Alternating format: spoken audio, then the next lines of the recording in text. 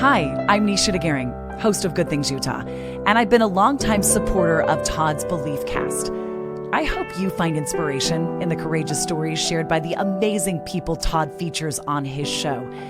The guests serve as shoulders for us to stand on, allowing us to see a little further and cultivate belief in oneself.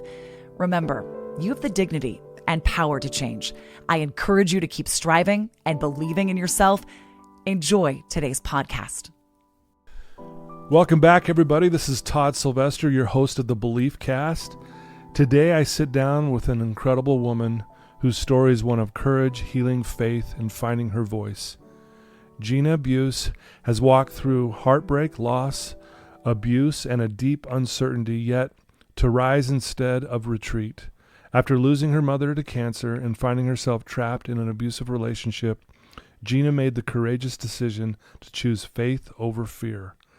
Her journey of reclaiming her voice and helping, her journey of reclaiming her voice and helping hold her abuser accountable is powerful, inspiring, and deeply needed. Today, she writes with honesty and compassion about healing motherhood relationships and the quiet struggles so many people carry in silence. This conversation is going to be raw. It's going to be heartfelt. It's going to be filled with hope. For those that don't know, I've known Gina for many, many years now. I had the opportunity to kind of be, a part of that journey of, trying to get through that. And I just want you to know, Gina, I'm so blessed and grateful to know you. And you're a woman of resilience and fight, and you got a big heart. And this is going to be a great conversation. So thanks for coming today. And I know this is a big thing. Huge. Yeah. Yeah. Thank you for having me. Absolutely. You obviously, there's a lot we're going to talk about today. Why don't we start off, for those who may not know you, tell us where you grew up and maybe a little bit about your family. Yeah, sure. So I am the youngest of 6 kids. I grew up in Davis County. Okay. Loved my family. Pride and joy growing up then and still. Right. I was raised in a loving home with really great supportive parents and really awesome siblings. I had so many friends and went to college at Weber State there in Ogden. And then after that, I found myself in kind of a period where I wanted to switch up life. So I decided to move to Maui in my mid-20s. Here in Utah, you're usually married by then. So the fact that I wasn't, I was like, I got to get out of here. Yeah. The culture here, it's like get married young. It is. And I think it sets people up for feeling like something's wrong if I'm not married by this certain age, right? For sure. Were you feeling that a little bit at that time? Exactly. Yeah. Yeah. Unfortunately, looking back, I probably started feeling that at 20. That's how early people get married.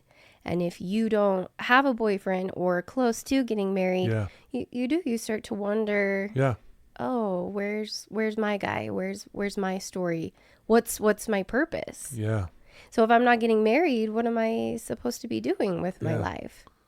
So mid-20s, I wasn't married yet, so I kind of remember hitting this crossroads where I remember thinking, I cannot do one more summer here single. I gotta get out. I gotta switch it up. I gotta fill my life with something. So anyway, I had the opportunity to go to Hawaii, and I only lasted there a summer, but it was a great opportunity. Yep. Yeah. Came home and actually fast forward was single for 10 more years after that. Yeah.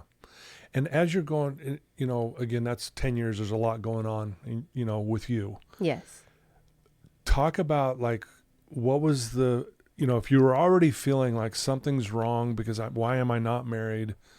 I should be married. I don't want to be single. But then you go through 10 more years of that.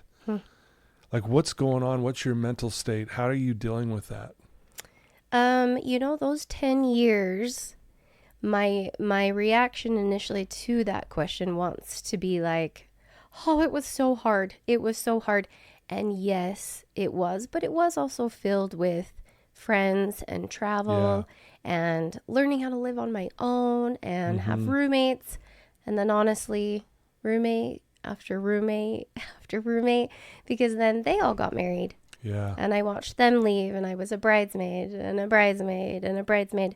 So it had its highs and lows like life does. Right. But yes, I definitely found myself in a period where it got really, really lonely. And I started to think something was wrong with me. Why have I not found my guy? Yeah. I honestly felt forgotten. Yeah. So, and like, it's very common where we live here to hear that very story you just said. I deal with a lot of clients who feel that exact same way. And it's unfortunate because that lie, because it's a lie, that something's wrong with me, and I'm not good enough or whatever that is. It's a lie that keeps people stuck, but not only stuck, but comfortable and feeling depressed. Yeah. And I use the word comfortable because that's what happens, is I'm comfortable in my misery, and I watch it over and over and over again. So obviously,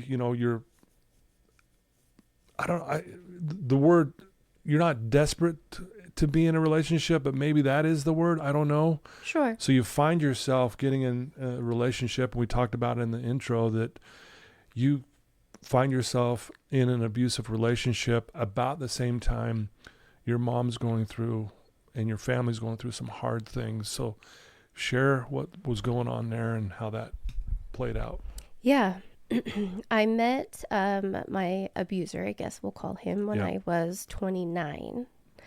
And I found out right around that time, probably 6 months after meeting him, that my mom had stage 4 pancreatic cancer. Wow. What's wild is I was with him for about 6 more years after that, off and on. She did pass away when I was 30. And then, unfortunately, like I said, it took a long time to really break away from him, to really get out and stay out.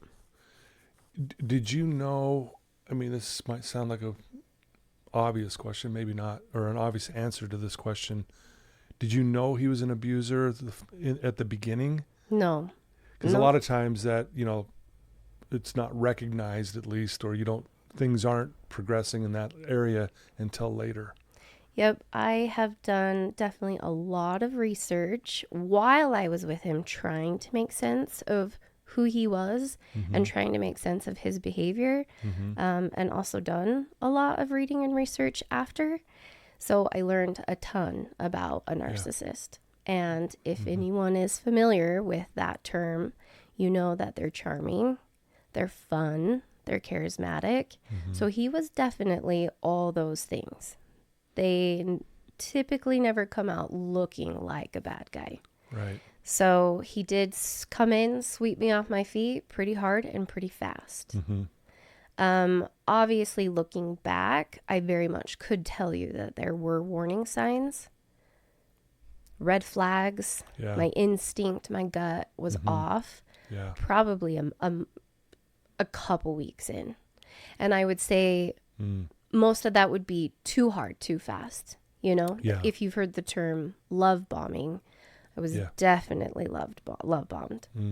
And for those who don't know that, what does that mean exactly? It's a lot. It's heavy at first with the texting, the calling, the just pouring on all the good stuff, just over really the top. quick, really fast. Yeah, over the top. Yeah, too soon. I would say writing you a morning text. Good morning, babe.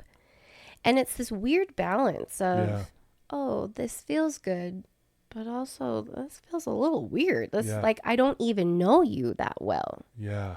But then he does it again, and then he does it again, and then he does it again. And without realizing, I started to expect, I think, that pattern. So then, gosh, they know what they're doing.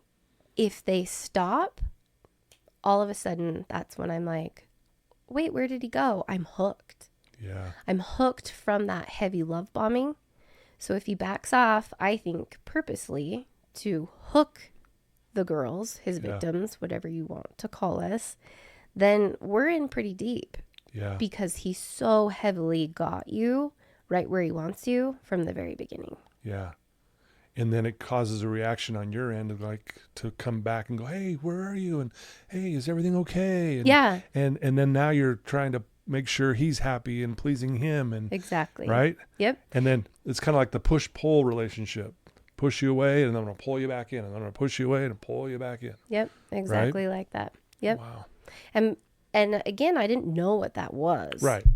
So I didn't know what was happening to me. Sure. And then, unfortunately, before you know it, you've now got some time under your belt and a hook that's in you pretty dang deep.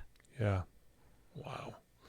And so I know there's a lot going on there. We want to get into this more, but you know, at the time you're starting to date this guy, your mom's going through this. So talk about that, and how are you dealing with the news of hearing that your mom has stage 4 pancreatic cancer? Yeah. I will actually never forget the phone call. It happened to be a phone call just due to like where all of our siblings were at in our lives. We were all older, so it wasn't something we could be told in person. Right. So as my parents were kind of making the rounds and making the phone calls to each of us to inform all of us, you know, just how serious it was with my mom, it really was my first experience with cancer. And so hearing those words, your mom has cancer, was absolutely terrifying. Didn't know what to expect, didn't really know what that meant. So yeah, it was a lot to process. And obviously dating someone who was not healthy, not supportive, definitely didn't help that period of my life. I actually very vividly remember finding out for the first time that he had cheated on me the day that my mom had her first chemo treatment. Oh boy. Heavy, just really heavy. Trying to figure out how to process it all. Wow. I know this is probably a tough question, but obviously you're communicating with your mom through this, and how is your mom like handling this on her own, or, you know, going through this? Like, how is she presenting herself to you guys and the kids, and as she has this and she realizes, man, this is serious? Oh gosh, my mom was a warrior. She handled cancer like the best of the best. She always had a positive attitude. Yeah. She really, really did. So we didn't know initially how bad it was. It all went very fast. She was sick initially in May. In August, we found out it was cancer. About mid-August, we found out it was stage 4 pancreatic cancer. Wow. She passed away in December. Wow. So That's fast. Yeah. took her fast. Yeah, it took her really fast. So and she didn't really see signs until May, you're saying? yeah, May, like it was just a walk something- around the block that she kind of couldn't finish getting home, her energy. Yeah. Yeah. So the doctors looked at a lot of things, Sure. you know, her lungs, Right. her heart. It was only honestly an accidental scan, I believe, of her lungs. And it just so happened to catch her pancreas. Okay. And that's where they found the tumor. Yeah. So, I mean, that alone, I mean, it's one thing to hear that news, but to have it happen so fast, and it probably felt like a blur. Like, is this really my life? Oh, yeah. So as you're going through this, you're in this relationship where it's obviously very unhealthy, and you find out he's cheated on you. How are you holding up at this time, you know? Yeah, unfortunately, I was so far deep in with him at this point that I had already started to hide our relationship. Yeah. I was lying to my family and my friends. They knew something was up. They knew something wasn't right with me. They knew enough at that point that he just wasn't a good guy. Yeah. So I'm pretty sure we had probably already broken up a couple times before I found out he had even cheated on me and gotten back together. So the off and on had already begun. Yeah. And family and friends are going, hey, they're noticing, saying, stay away from this dude. And therefore you felt like you had to hide. Yeah. Right? Because you didn't want to hear it from them going, what are you doing? Yeah, that, and I think I already started to feel a lot of shame with the lifestyle that I started to live with him. It didn't align with my upbringing at all. Yeah. So before you know it, I felt also hooked that way because he had started manipulation. He had started threatening me that if I were to leave him, he would expose the lifestyle that him and I were living. So I was scared. Yeah. I honestly believed that if I left him, he would tell my family, my friends. He threatened to put photos and things on Facebook, on social media. Yeah. And there just was this huge fear inside of me that I just did not want to disappoint my family. Yeah. So I know that sounds wild enough, but I stayed. I stayed because I didn't want to disappoint them. I didn't want them to know the decisions I was making. So you're stuck in this middle ground going, geez, I don't want to, disappoint my family, but at the same time, I don't want to, I can't leave him because he's going to blow up my life if I do that. Yes. Oh. So it felt Yeah. safer to stay. Him. And you hear that a lot from women who have been through an abusive relationship is like, it was safer for me to just try to, keep the waters calm as best I could and deal with it that way versus if I try to leave, this guy's going to do something really bad to me or my family or. Yes. And you believe it. You believe it to your core. Yeah. They are so good that you really do feel so scared of them and what they might do to you or to your loved ones. Yeah. So I know you talk about faith over fear. You're a woman of faith. Were you trying to navigate cultivating that through this? Fear was winning, obviously. Yes. Fear was winning for many years. For many years. But I know just this, stuff that you and I even talked about where your heart though knew the answer. And again, watching, like you knew what to do, what was the right thing to do, but yet every time it felt like at the time, it was just every time the same pattern, fear would come in and it would paralyze you. Is that an accurate thing to say? Yeah, exactly. Yeah, I very much had, they both existed, I would say, at the same faith and fear, because as much as I was living in fear, I never forgot God and I never forgot my faith. Mm-hmm. There wasn't a day that I didn't pray 20 times for his help, for courage to leave. Mm-hmm. So faith was always there. It was just on the back seat. Yep. But I was always looked after. I cannot deny that. Yeah. I honestly would pray for God to open the door, help me move my feet, and walk out. And I'm not kidding. Every time he delivered. And I'm talking, like I said, we were together off and on for 6 years. So that's a lot of breakups. Yes, it is. And he was by my side every single one. Mm-hmm. I would catch him cheating again.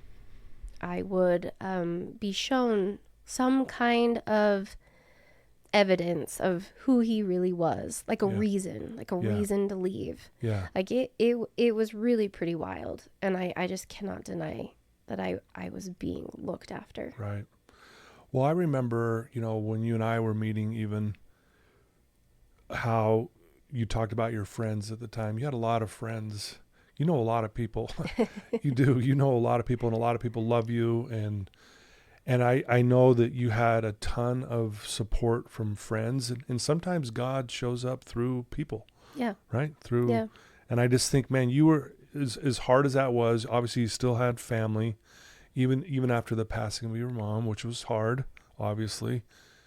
But you had this group of friends, I remember, that were just always there for you and just was always trying to make sure you were, staying on the right path. And So grateful for them. Yes. Well, like I said, being single for a longer period of time, I definitely had a really, really good, solid group of friends, Right. for sure.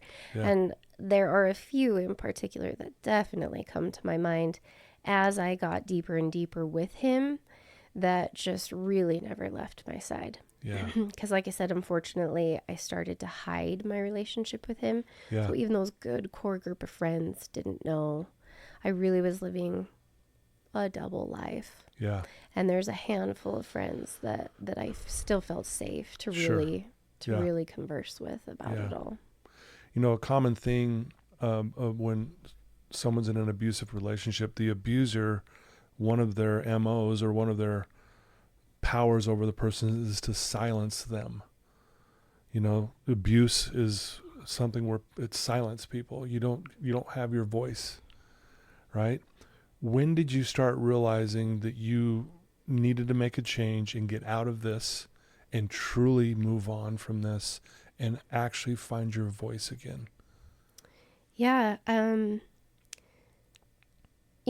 you asked that question, a few memories came into my head where I'm thinking kind of a pre-question to probably that is Okay. just where along the way he silenced my voice. There's the verbiage that I can very much remember, the emotional abuse, Yeah. the fits of rage, the shutting down my voice with things like, shut the F up. Yeah. Just that verbal abuse getting stronger and stronger and stronger. Stop acting like a beaten puppy. Just would tear me down Yeah. emotionally. So that's definitely where you lose your voice. Yeah. Yeah. It strips you away to a version of yourself that you look in the mirror and you don't Yeah. even recognize yourself. Yeah. And then when it escalated to physical, I think in the middle of it, you really don't know how to make sense of it. Yeah. I just remember thinking, I cannot believe I'm this girl. I cannot believe that this is happening to me. Mm-hmm. As he slams my head up against the car window Yeah. and tells me to shut the F up. Yeah.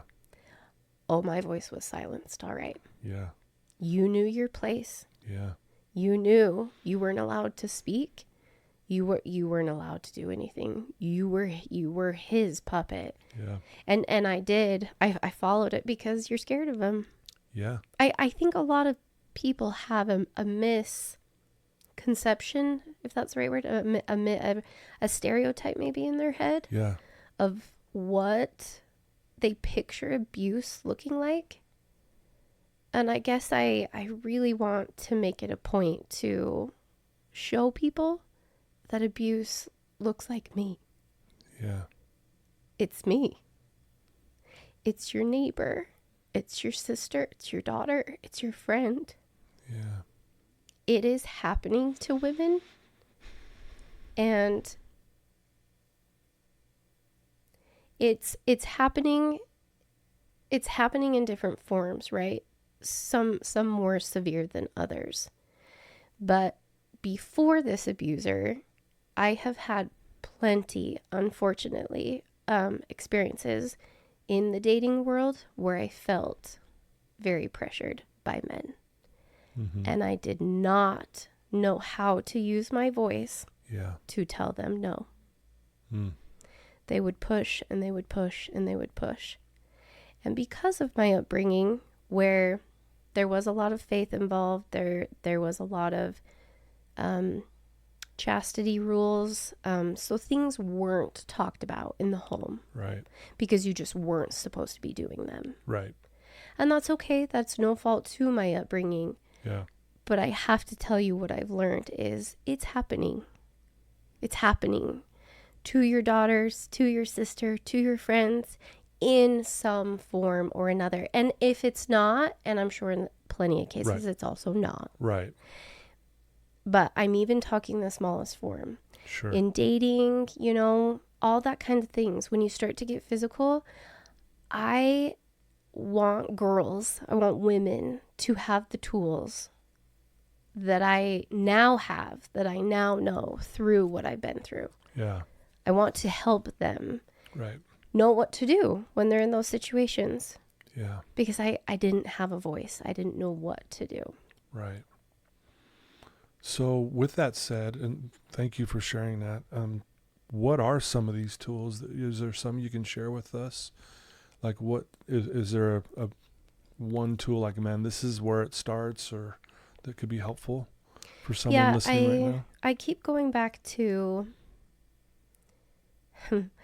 honestly, as simple as it sounds, I would love to, you know, and I plan to honestly with my daughter when she gets older, sit her down, look her in the eye, and honestly help her practice saying no out loud. Yeah. It's so uncomfortable, and it's a topic that maybe parents feel nervous at times, possibly to even talk about with their kids. Yeah. And I'm saying, yes, refrain from the bad guys, from getting yourself in those situations. But I'm over here like, well, the bad guys do exist, and they don't show themselves as bad guys. Right. And you can try all you want to hope that, you know, going too far won't happen. But if it presents itself, I just want a woman, I just want a girl to be prepared, to know how to say, no, this doesn't feel right. I'm uncomfortable. Please stop. Yeah. And then if you even need to practice the action movement of getting up and walking out, then we do that. Yeah. So that if that. the time comes, they're prepared. So it doesn't feel so unfamiliar. It doesn't feel so uncomfortable. Because it's the weirdest thing as a girl. In those positions, you just want to keep the peace. It's absolutely wild. And it's not coming from just me. I know many women, many girls feel this way. Yeah. When they're in a position and things start to escalate, 9 times out of 10, girls are feeling pressured. They are feeling like they have to go further than what they're ready for. Yeah. In some cases. Yeah. And I just would really love to help girls know how to get out of those situations. Yeah. I love the role playing, honestly, because it you know, the role playing might feel awkward, right? Sure. Hey, practice saying no, and practice getting up and walking away, and practice, you know, even putting your hand out, like stay away from me kind of thing. But I love what you said is like, if you practice it, then it doesn't feel so unfamiliar. And when you find yourself actually in a situation, it's almost as if it's like that muscle memory, right? You kind of know, oh, here's what I do. I know what to do. I've done it. And then they do it. I think that's fantastic. And it sounds so simple too, right? So simple. But it is. But sometimes I feel like as parents, we're like, do I really want to have this conversation with my daughter? It's weird. They're going to think it's weird. It's like, no, have the uncomfortable conversations, people. Have them. Talk. You want to pretend it's not happening, but it's happening. Well, and then even laugh at yourself a little bit when it is uncomfortable, when you're sitting there with your daughter. Okay, this is kind of funny, but at the same time, I'm doing this because I love you, and I want you to be protected, and I want you to keep your voice. I want you to know that you have a voice. Yes. Don't ever let anyone silence it, ever. Ever. Right? Don't let anybody take that away from you.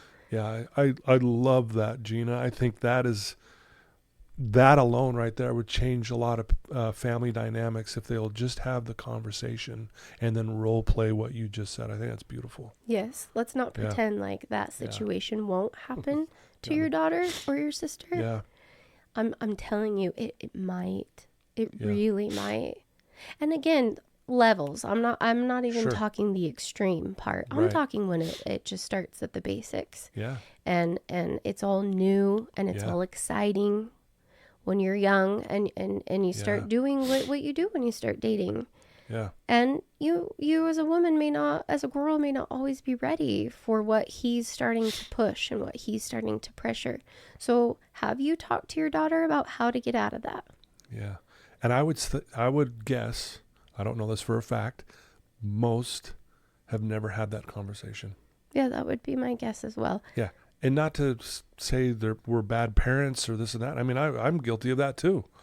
You know, we just think, oh, it's not going to happen to my child, or you know what, I'll deal with it if it does happen. But like you said, no one even, you didn't even know you were in an abusive relationship in the beginning. You had no clue. I would But never. yet you were being groomed from day one, love bombing, and before you know it, you're stuck. So stuck. I would never have guessed. Yeah. You could ask my mom and dad. You could ask my siblings. They would never have guessed. Little baby Gina, I was the youngest, Yeah. would have ended up in this situation. And this was hard. This was hard Yeah. for my family For sure. once they found out just how bad it was. Yeah. Oh, my heart broke for that. Yeah. Really did. Yeah. But that's what that's the face I want to be, is that abuse looks like me. Mm-hmm. It does. It's not what you picture. Yeah. It's people you know. Yeah. It really is. In some kind of form or another. For sure. Yeah. Well, the good news is here we are sitting here today. Yes. And I'm so happy for you and so inspired by you. You got to a place where you found your voice again. Yes. And you got out of this abusive relationship, and not only that, you had to face that piece of it too. Like moving on from him. How did you get to that place, and and how did you finally get past all of it?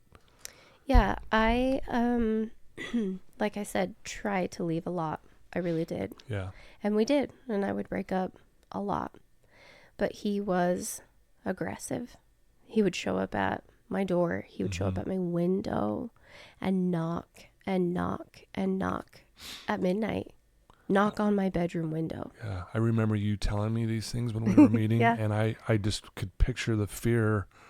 Oh, yeah. And I remember we were actually on the phone once. I don't know if you remember this, and you're like, he's pounding on my door right now. What do I do? I don't know if you remember this. I don't know if I do. And I was like, call the cops. Yeah.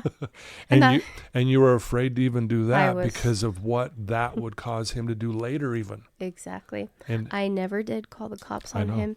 I know. And boy, do I wish I would Yeah. have. And we can get there, fast forward. Yeah. The way this all has come about is actually a really, really neat story. Yeah, let's hear it.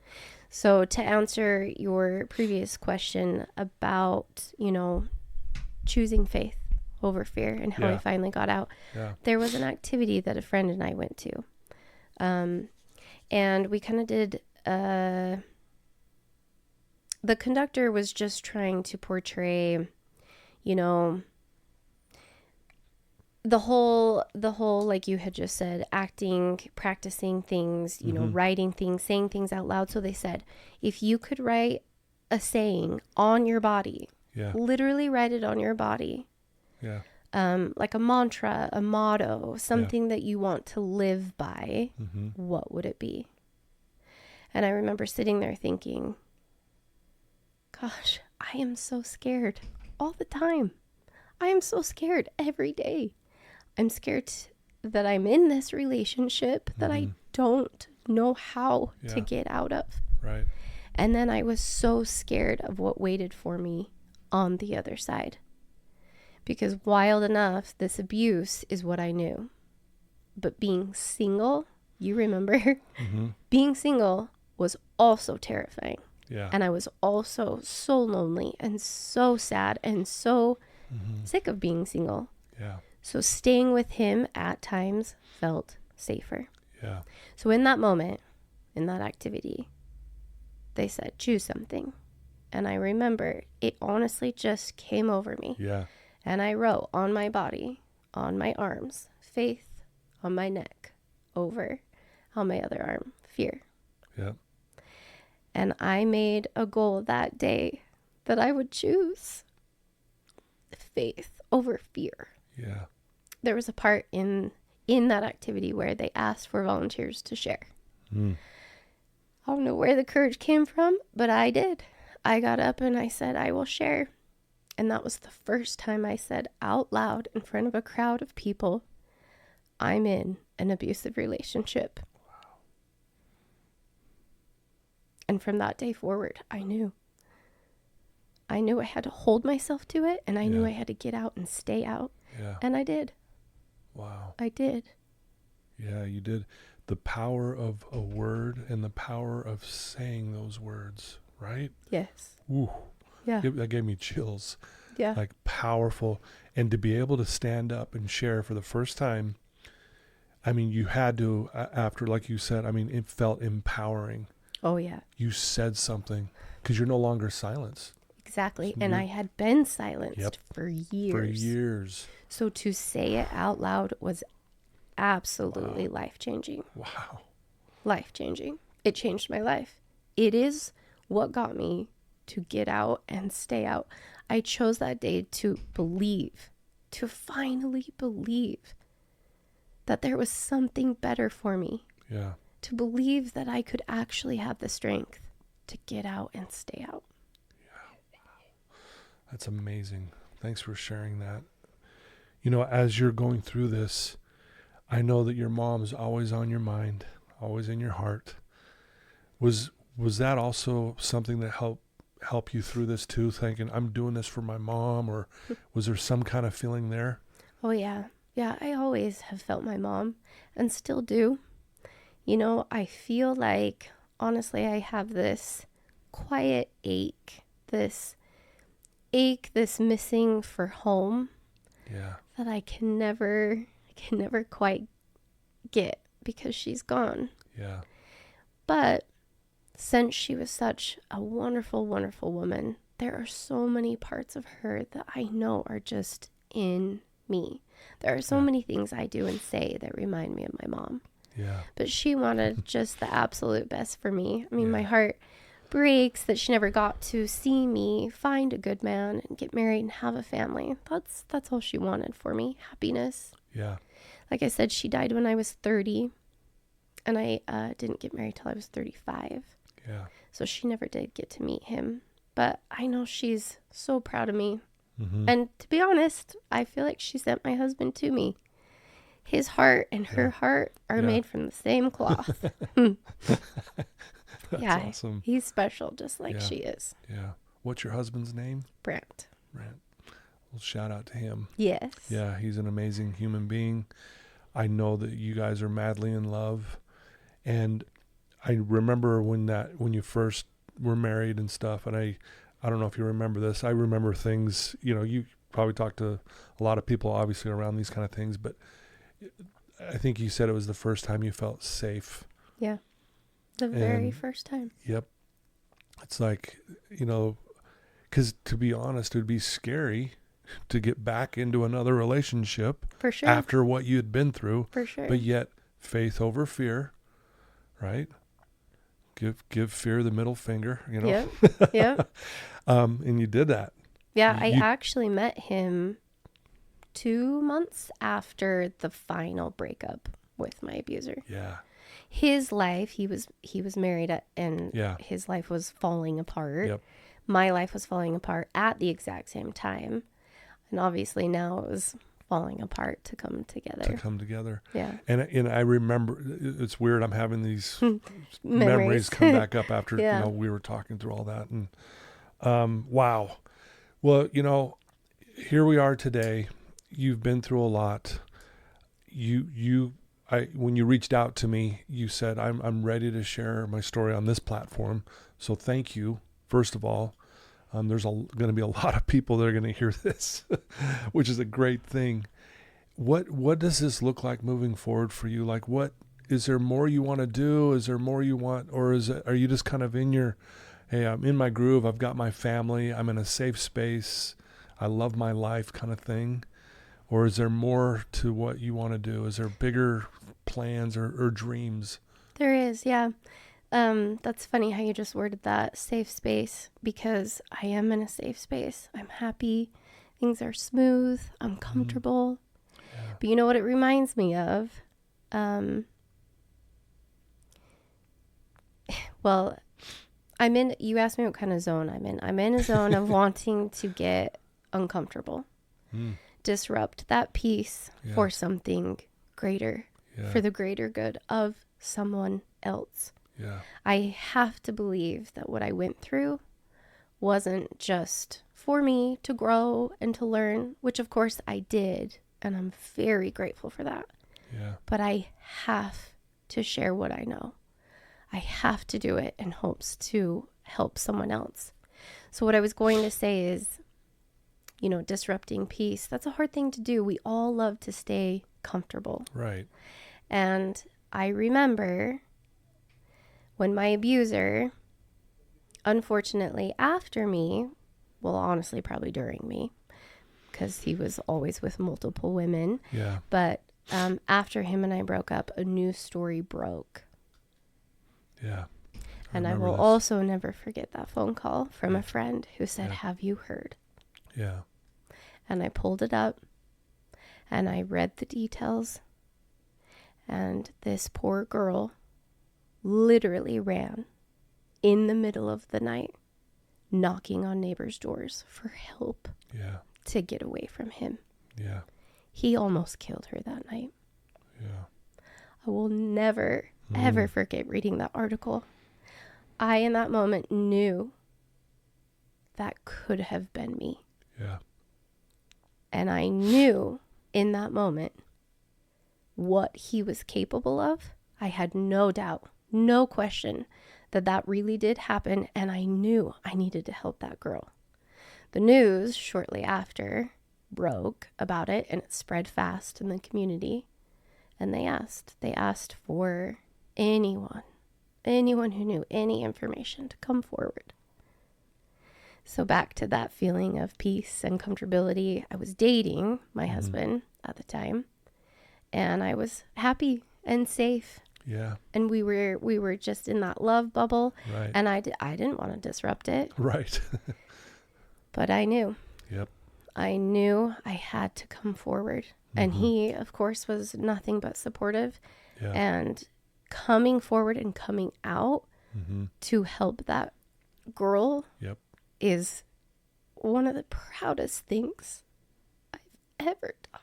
Yeah. It took uncomfortability, bravery, courage. So yes, I'm in another state of my life where I am comfortable and I'm happy, but I'm ready to do the uncomfortable thing for the greater good of someone else. Yeah, I remember that as well. As you're talking, I'm starting to remember the whole story and how that all played out. And again, wow, I don't know. I know this is going to sound like just even a little cheesy, but I admire you. Like, I think as a guy, we don't realize, I mean, I know it was scary for you, but I don't know, as a guy, I don't know how scary it is. It's almost like, I have a really good friend who's black, and he deals with racism, and I can feel with what he's saying, but I don't know what it's like to be black in a white community and to deal with that. And I just think a lot of times we don't really truly understand what you're going through. So that's why I say I admire you. I admire your strength. You inspire me and so many others to not be silent. Speak your truth. Speak your voice. Say no. Yes. I don't know. I just love where you're at right now. I've known you for a long time. I was there in the thick of the hell with you. Yes, you were. And you were one of my lifelines. You were one of my friends that really helped pull me out of it. Yeah, well, I was just blessed and felt grateful that you trusted me as a man, that you would come talk to me and we would work through some really tough scenarios and stuff. So Yeah. that meant a lot to me as well. Yeah. You know, well, I love, like I said, love what you're doing. Faith over fear. What a beautiful mantra. I think we can all adopt that. If there's someone listening to this episode right now, Gina, they're listening to your voice, they find themselves in the exact situation you're in. They're in a dark place. What would you tell that person right now? I would tell them, I see you. I see you. You are not alone. I know it feels scary. I know it feels confusing. I know you feel like there's no hope. But I promise you, if you can choose that leap of faith and put fear aside, what awaits you on the other side is so much better. Yeah. I promise. Yeah. I've been on both sides. I've been at the lowest of lows. I've been in that dark place. But I believe in you. Wow. Love that. Beautiful words. I needed to hear that today too. Thank you. You're welcome. You know, if someone wants to reach out to you, Gina, and learn more about you and I guess ask you some questions or just follow you and to see what's going to happen next with you, what's the best way for them to do that? Yes, I would absolutely love that. That is 100% why I'm doing this. I hope to hear from people. Yeah. I hope to hear from girls, women of all ages. So yeah, please do. You're welcome to reach out to me. You know, I have a Facebook page. You can DM me. I have an Instagram. You can DM me there as well. Okay. And I'll put those links on the show notes so I Great. can get right to you. Great. But I do encourage anyone, especially women listening to this, if you find yourself, you know, if this story really resonates with you because you're going through it, please reach out to Gina. She will encourage you. She will guide you in the right direction. And obviously, because she's made it through it, she's going to show you how to do that as well. And so I encourage that. This was an honor and a blessing for me to have you on my show. This is why I did this show in the first place, is for people like you to come share your story, because stories save lives. Stories are powerful. That's how we make it through this world, is we hear a story. A story can turn the tide of our history just by hearing it, right? Yes. That's why I'm doing this. So thank you for your vulnerability, for your courage, and especially for your faith, right? Thank you. I just appreciate you and our friendship these many years. I'm so happy that you're married to this amazing man. So shout out to him again. Thank you for being so good to Gina and making her feel safe. And yeah, and shout out to your family and then one last shout out to your mom. Yeah. I know she's listening today and she's very proud of you that you're here sharing today. Thank you. Yeah. Well, there you go, folks. What a story. I'm crying right now. I'm a crier. But thank you for tuning in week after week, guys. This means the world to me. I'm grateful for people like Gina who have the courage and the guts to share their story. Because again, like I just said, stories are what changes our lives, changes the course of where we might be going. We need to hear them. And so please share this with your loved ones. If you have a son or a daughter, and maybe especially the women in your life, have them listen to this episode. You might have younger daughters to let them listen to this, because I know this is a heavy subject, but they need to hear it. And then the challenge that Gina gave us, sit down with your daughters and practice saying the word no. Have them practice that. Have them practice standing up and walking and getting out of the situation. And I'm telling you, that is a game changer. I love that. Love you guys. Thanks to my sponsors. Without you, I wouldn't be able to do this. And I love you. Till next time, everyone. Take care.